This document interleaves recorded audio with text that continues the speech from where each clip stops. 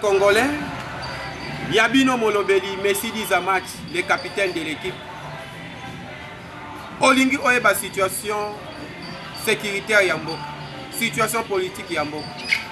Nabengi Bino Nyos Ebele, bo s'abonner na chaîne Malin TV. Pour besoin Nyos, surtout bande on a la diaspora, bo emboîter les pas. Abonnez-vous massivement. Rwandais na Goma. Kagame a l'éli les M23 bloqués à Luanda. Fatih domine les Rwanda. Voilà un peu ce numéro de décryptage que nous allons décrypter ensemble. Naba Congolais de père et de mère partout au Boza dans le monde. Mbote, mbote, mbote, bande koba Congolais. Mbote na bino nyonso bolanda kabiso. Naba chaîne de référence na bino. Bino oyo bokoti liboso yaba. Etando eke na bino naba YouTube. Vous avez besoin des actualités politiques de la République démocratique du Congo. Vous avez besoin de Makambo et les Kaki Nangola. Vous avez besoin de qu'est-ce qui se passe. Voilà pourquoi nous vous demandons d'aimer la vidéo, de commenter, de partager les liens. C'est interdit ici. Aimer la vidéo, commenter, de partager les liens.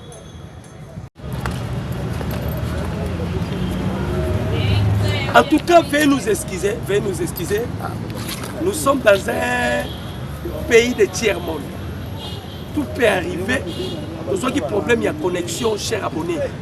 Vraiment, je vous demande pardon. Nous avons des problèmes, il y a connexion. Nous avons des sous dans ma solo pour tout solo. Et quand je vois déjà des commentaires, je comprends que jusque-là, il y a des Congolais, soi-disant Congolais, qui disent qu'ils sont Congolais, mais ils ne comprennent pas ce qui se passe dans notre pays. Dans des missions Tolobi, actualité phare Ezali, la présence du commandant suprême, le président de la République démocratique du Congo, Félix Antoine Tshisekedi Tshilombo, sa présence en Angola. C'est ça l'actualité. Qu'est-ce que le président Félix est allé faire en Angola? Pourquoi il y a une agitation? Boyeba katolobaka yango mais de fois, ba Congolais de père et de mère. Kozala Tshisekedi à la tête de notre pays, ça c'est une bénédiction. C'est une bénédiction. Le président Félix, c'est un don du ciel pour le peuple congolais. Bateau bazo comprendre la politique qui tende à perdre. Ici, je vais vous expliquer en détail qu'est-ce qui se cache derrière le voyage. Il y a le président de la République démocratique du Congo, Félix Antoine Tshisekedi Tshilombo, en Angola. Toyoki Pierrot Louara. Vous voyez Pierrot Louara, non? Vous avez la malade d'Andeki. Aleki déjà badi Koloba. Oh, Tshisekedi dans le dialogue, on va vous expliquer. Makambouni ne bombami. Ah, ou à tous la carte à informer bino. Quelques généraux au Baouti Kokangana Goma. Parmi les bateaux qui complotent pour la chute de Goma, na minute on a 4 de miab. Na minute on a 4 de miab. Bande Koba Congolais, Toebisaka Batu. Chercher à combattre Tshisekedi, la première des choses, il faut qu'on ait où se cache la force de président Tshisekedi. Deuxième des choses, chercher à combattre Tshisekedi, il faut chercher Banani Basimbi Tshisekedi. Banani Bazama Kassinaye. Quand vous cherchez à combattre la personne que vous ne pouvez pas renverser, Oyobozo ça les a bamba.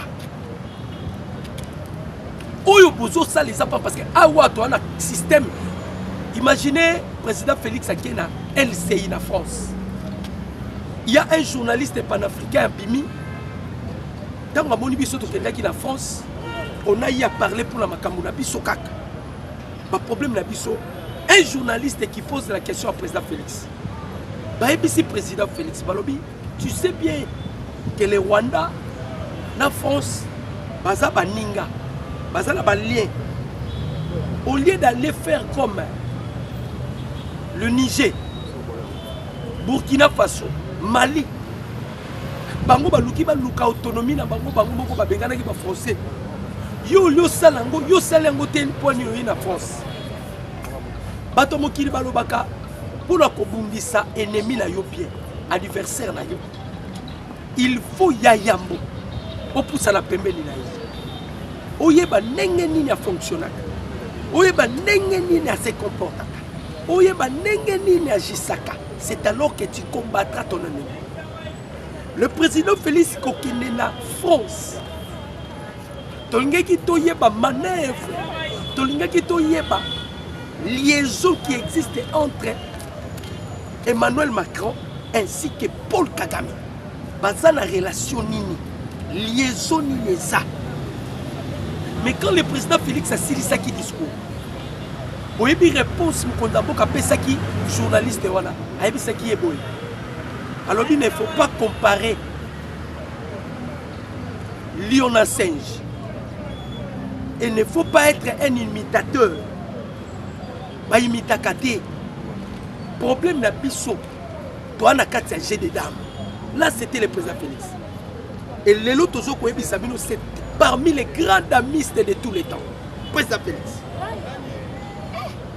Tozana Katia G de Diam.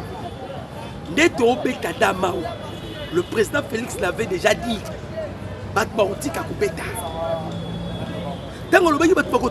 C'est par rapport à quoi? Il y a RDC et il y a PEMA. Pour Kagame, tu sais qu'il faut dialoguer direct avec les M23. Il faut qu'il y ait dialogue direct avec les M23. Il faut qu'il y ait le dialogue direct avec les M23. Bandeko, le président Félix Alobi, ça va. Vous parlez du dialogue. La résolution 2773, il y a Conseil de sécurité à la Nations Unies. La résolution 2773, résolution Ani Lobaka Nini.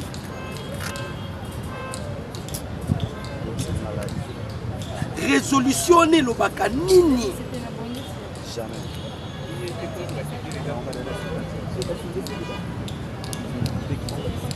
parce que Makambunyo Sotozo Sala et ont tourné tout autour. Il y a résolution 2773. Le président Félix à Ken Angola. Pourquoi il y a bouche bée la communauté internationale? Pourquoi jusque-là, le Rwanda ne réagit pas? Nanga ne réagit pas. Bertrand Bissimo ne réagit pas. Pourquoi Babadi Kilia? Nations Unies Zokota, Awa, Kalamingite. Bazokota réunion en huis clos pour traiter les problèmes de la République démocratique du Congo et le Rwanda. Les États-Unis avaient déjà donné l'ultimatum à Rwanda, Babima, dans 10 jours.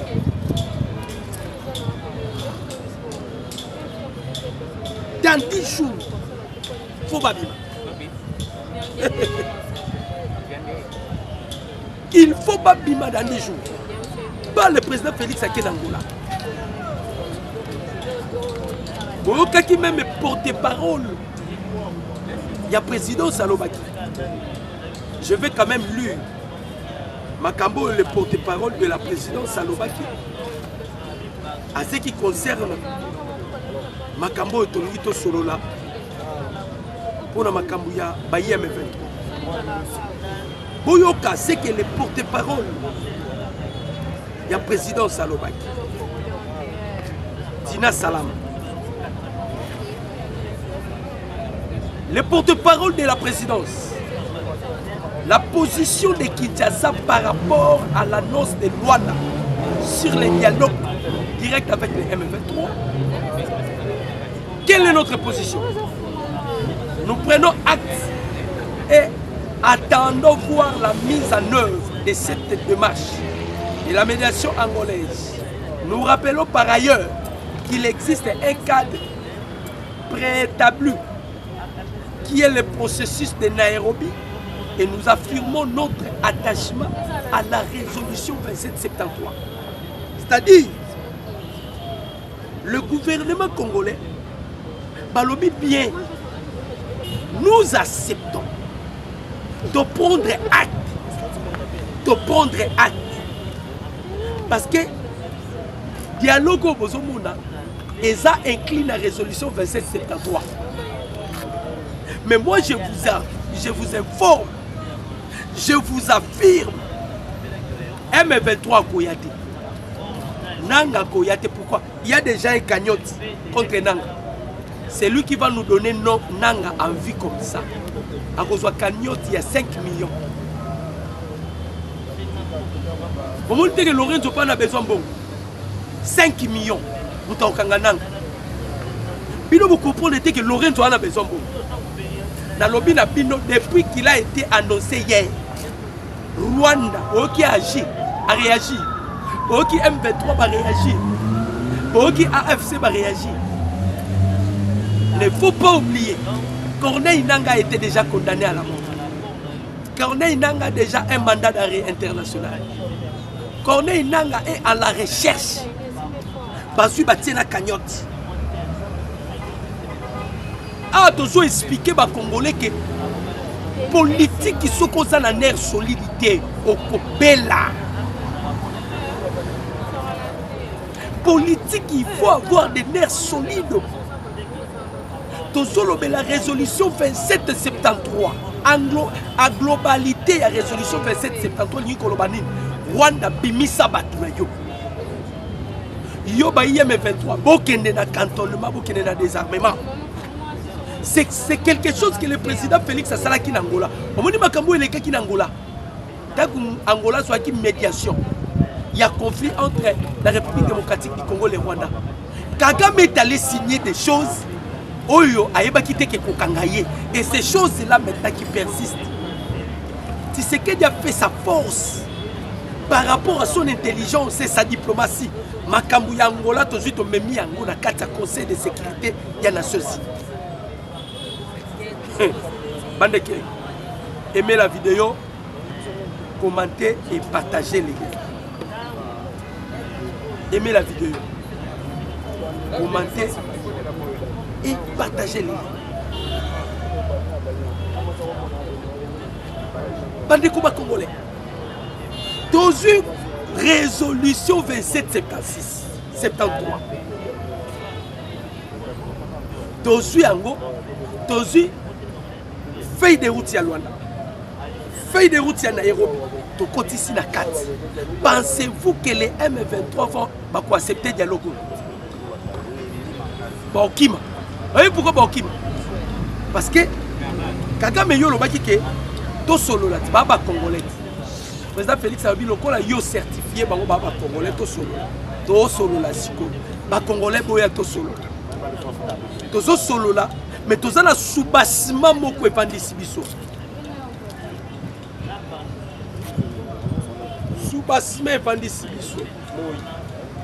Soubassement epandisi biso. Nous sommes assis na feuille de route ya Nairobi ya Luanda. Nous sommes assis na résolution 2773. Or le 15 décembre 2024. Le jour où Paul Kagame a quitté Angola, c'était le jour où nous devons harmoniser les accords signés pour qu'il y ait la paix. Boyokaki Mukondambo Kalobaki. Mukondambo Kalobaki nini? Alors je suis prêt à dialoguer. Mais vendre le Congo, non. Batubaye Koluka basala eloko tito koma na niveau oyo.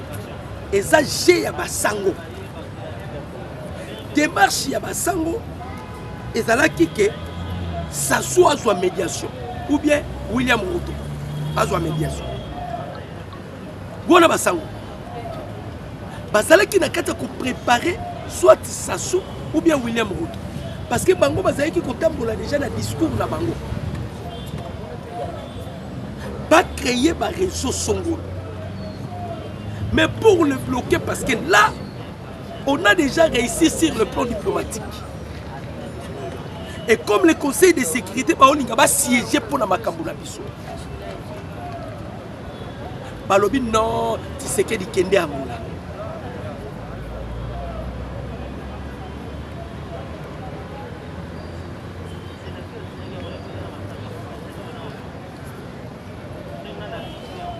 tozoloba naoki ndeko na ngai akomeli ngai bato oyo bazali koloba ke Félix andimi kosolola na ba M23 biso tozali kotala kaka lobi ekoteya moto nyonso. J'explique et je réponds tout cela. Moutapandi eloko yo koma tie koma bezoyo. Et ça Pierrot Louara. Pierrot Louara. Nalobi na bino ba internaute ba congolais ba véritable congolais. To sengi to sololana Rwanda na M23 non. Bogota la soki M23 kuya. Botala soki bokomona M23 kuya aokima. Boyebi pourquoi okima? Bandeko. Tozui M23 na maboko. Ils ont toujours parlé du dialogue.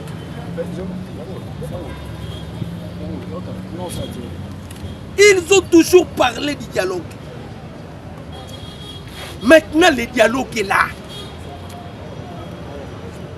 Bandeko ba Congolais, ceux qui vont moni mkonzi mboka, Félix Antoine Tshisekedi Tshilombo, Anzimi akota na eloko, Anzimi asala na eloko, boyeba ke eloko wana eza bénéfique pour le peuple.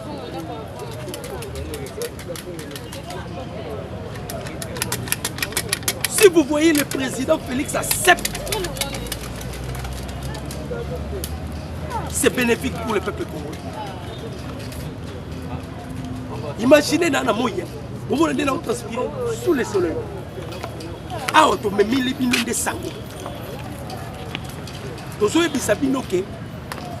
Si le président Félix accepte de dialoguer, et puis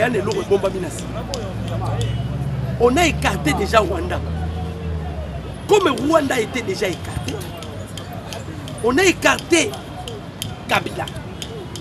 M23 a tikali pour soi pamba. Na lobi na bino bakokima. Bakokima pona nini? Bakokima eloko ekosala ki bakima. Eza feuille de route ya Luanda.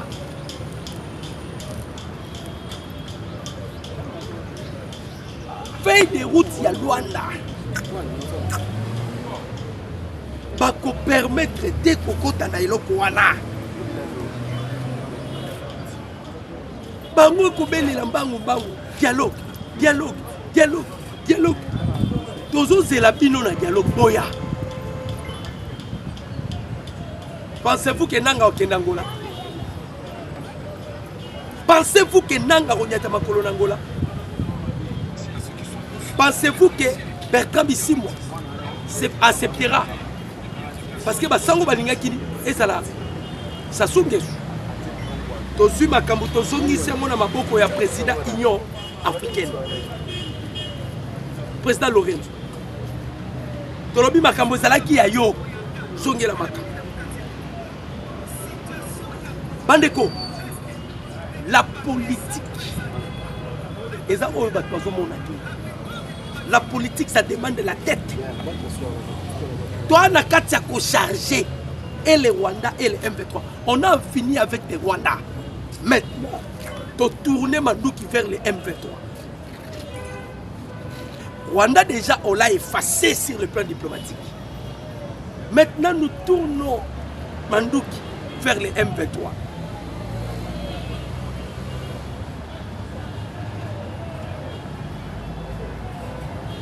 Papa Thiego Lobi, bonjour mon amboka docteur, président a décevoir peuple congolais et Tongwa mi peming, Tonyo kwa mi peming, c'est ce qu'il voulait écrire. Tonyo kwa mi peming. Bandeko, je vous dis ceci, ngana zo ebisabino. Bandeko makamna zo ebisabino, bozwangwa la légèreté. Tokangi M23 na mutambu tozui. Et je vous informe déjà que baoboya baoyate. Et que c'est la toute première fois de l'histoire que le M23 refusera de dialoguer. Baondimate, Baokima. On a réussi depuis que l'histoire est l'histoire. Ya kondimisa Kagame ndima lelo que basodane basara na sol congolaise. Ce n'est pas facile. Kagame ndima. Vous connaissez bien Kagame. Un orgueilleux, prétentieux. O andima kate mais lelo Kagame andimi. Tozuye na maboko. Pour le qui ba M23 baza ba congolais. Maintenant on doit dialoguer entre congolais et congolais. Est-ce que vous comprenez d'ango? Kagame dit que c'est un problème intercongolais, non? D'accord. Le président Félix Alexis Bango Lobike, moi je vous ferai voir que je suis un Congolais, patriote. Nous allons maintenant à échanger tant que Congolais et Congolais.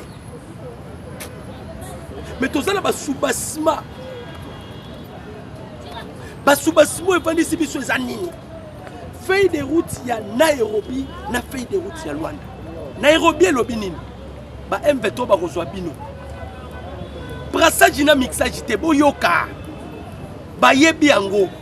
Yango moni ba vandi kimati siko bazo agir te, bazo réagir te. To kozwa bino soda to boto liona wanduki. Cantonnement na désarmement. To tuni yo domaine no zaranini, onga la jouer kene betabali. Yo domaine zaranini, onga la mutabilanga kene sala bila. C'est comme ça ce qui va se passer.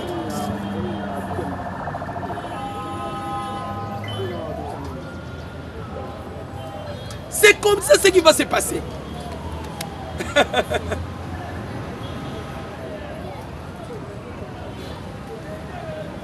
Moni ba okima ba yebi. En tout cas bandeko sous le soleil tous obligés to na lombangu peta to kita. Vous mona ka to na samoyi. Température et consibiso, nous sommes venus ici. On pensait que tu solo la moitié est belé. Mais moi on est sous le soleil donc on ne peut pas continuer. On ne peut pas continuer. Mais quand même, nous sommes sabino ba ligne pour comprendre. Le problème est zanini. Ba sango ba piège qui mukonza mboka, ba chole. Ndebonde ko mona ba ko bazo tambola. Ils avaient piégé les chefs de l'État. Les chefs de l'État maintenant a roulé bango. Parce que ils pensaient bazo ko sa mukonza mboko ba piéger mukonza mboka. Mukonza mboka roulé bango, tout nanga a roulé bango ngenini. Bango ba préféra qui médiateur mutan soit ma solo Sassou. Ndeboyoka ki mikolo uti koloka Sassou a s'annonça qui déjà que oh non, je suis prêt. Il y a cause à la médiateur, il y a makambo eza entre République démocratique du Congo na Rwanda. Maintenant, président Félix Lokola za un grand diplomate à Talia le non. Sur les locaux Kagame Lingaraté, ils ont makambo Angola. Président Félix s'est rendu en Angola. Bobi que Kagame a été confié président Lorenzo. Bobi Kagame est en Angola, makambo ça qui est. Président Félix a zongi na Angola. A ABC Lorenzo, naza presiko, nous sommes prêts à dialoguer. Vous voulez un dialogue, d'accord. Mais, dans la biloko mi balé, au Sengeli tout tient la dialogue. Ou on a même le Conseil de sécurité des Nations Unies, même les pays africains, bien. Feuille de route, il y a Nairobi, na résolution 2773. Nous moni silence radio. Na Rwanda. Silence radio. Na ba IM23. Silence radio. Banelo kwa kolobate. Bazanelo kwa kolobate. En tout cas, nous allons encore vous apporter les informations. Nous continuerons toujours à faire des recherches. Bon, c'est désespéré. Bon, c'est désespéré. La victoire est de notre côté. Je dis et je vous remercie. Ciao.